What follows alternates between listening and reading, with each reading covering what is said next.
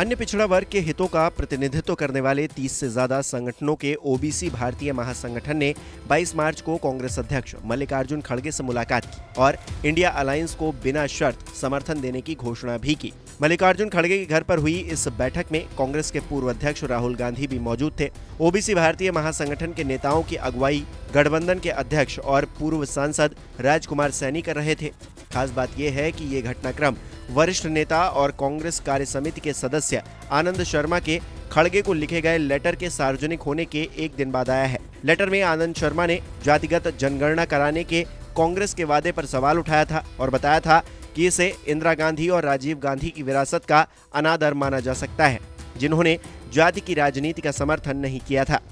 हालांकि बैठक के बाद पत्रकारों से बातचीत के दौरान राहुल गांधी ने अपने रुख को दोहराते हुए कहा कि राष्ट्रव्यापी जाति जनगणना ये सुनिश्चित करने के लिए आवश्यक है कि समुदायों को समाज में उनकी संख्या के अनुपात में शासन में उचित हिस्सेदारी मिले। देश में भागीदारी का शायद सबसे बड़ा मुद्दा है। यात्रा में हमने सामाजिक न्याय की बात की और उसका एक अगला क्रांतिकारी कदम जाति जनगणना, आर्थिक सर्वे, संस्थाओं का सर्वे और ये पता लगाना कि जो 90% आबादी है देश में, उनकी हिंदुस्तान के सिस्टम्स में, संस्थाओं में, कॉर्पोरेट्स में सचमुच में कितनी भागीदारी है, वो शायद एक क्रांतिकारी कदम होगा।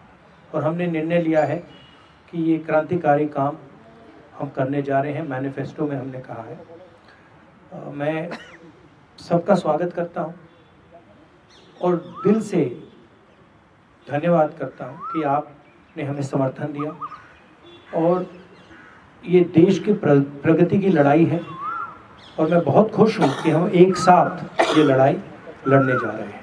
जिसको हम बहुजन समाज कहते हैं, जिसमें पाल, गडरिया, निषाद, कोयरी, आज लगभग कोई जाति ऐसी नहीं है जो बहुजन समाज में आती है। सभी के अलग अलग क्षेत्र में उत्तर भारत के अंदर एक राजनीतिक दल बने हुए थे, लेकिन ये सभी राजनीतिक दल अपने अपने प्लेटफार्म से एक ही बात कह रहे थे कि हमें हमारा हिस्सा मिलना चाहिए। जिस आवाज को बुलंद किया भाई राहुल जी ने, और राहुल जी ने जातिगत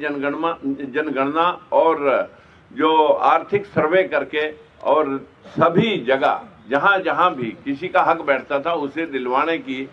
आज एक आवाज बुलंद की है। हमें लगा कि अगर हम आज एक कोई भाई हमारा कांग्रेस की जो कभी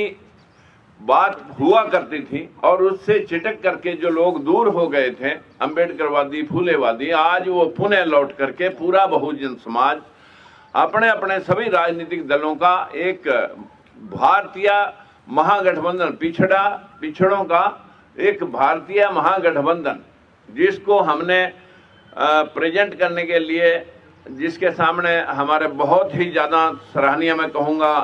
हमारे बावरिया जी, दीपक जी ने बहुत प्रयास किया और आज हमें इस मकाम पे ला करके आपको बात कहने का मौका मिला कि हम सशर्त समर्थन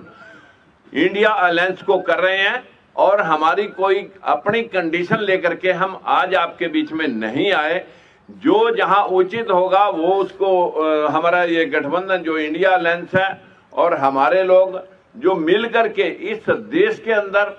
जो ये अंधविश्वास और पाखंड का जो सिस्टम चल रहा है, इसे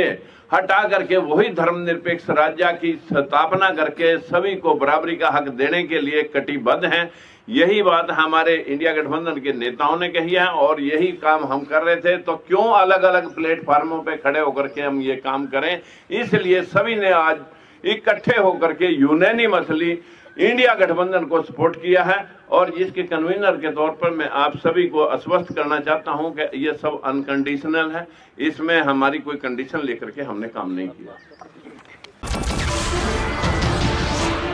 नमस्कार, मैं हूं मानक गुप्ता। अगर आपको हमारा ये वीडियो पसंद आया हो तो इसे लाइक और शेयर जरूर करें और हां, हमें सब्सक्राइब और फॉलो करना ना भूलें ताकि आप देश और दुनिया की कोई खबर मिस ना करें। तो जुड़े रहिए हमारे साथ और देखते रहिए न्यूज़ 24।